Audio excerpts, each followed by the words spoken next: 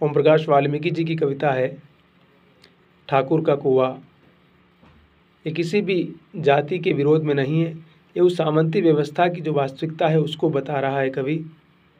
इसलिए इस कविता की जो पृष्ठभूमि है उसको समझने की आवश्यकता है कि सामंती युग में किस तरह से जो श्रमिक वर्ग था उससे बेरोजगारी बेकारी में काम करवाया जाता था, उसको बदले में कुछ नहीं मिलता था और सामाजिक रूप से ही भी वो उपेक्षित था, कोई प्रिविलेज उसके पास नहीं था। उसकी क्या स्थिति थी, हर तरह से वो अपने आप को आउटसाइडर महसूस करता था। और लोकतंत्र ने जो हमें कुछ दिया है वो सभी को इक्वल करने के प्रोसेस में दिया है। और 1947 के बाद जब हिंदुस्तान एक डेमोक्रेटिक कंट्री बनता है, वो सबके लिए बराबरी की बात की जाती है। तो उस मूल्य को जब तक हम नहीं समझेंगे तब तक शायद कविता को हम समझ नहीं पाएंगे। ठाकुर का कुआं, ओम प्रकाश वाल्मीकि।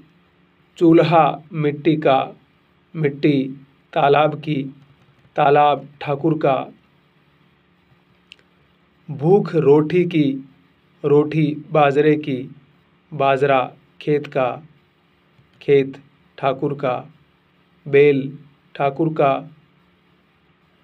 हल ठाकुर का, हल की मूठ पर हथेली अपनी, फसल ठाकुर की, कुआं ठाकुर का, पानी ठाकुर का। आपको पता है ना कि मतलब लोगों को कुएं में पानी नहीं पीने दिया जाता था एक ज़माने में। आज भी हिंदुस्तान में से कई गांव है जहाँ पर इस प्रकार की शिकायतें अक्सर आती रहती है कि आप नीची जाति से आप यहाँ पानी नहीं पी सकते हैं।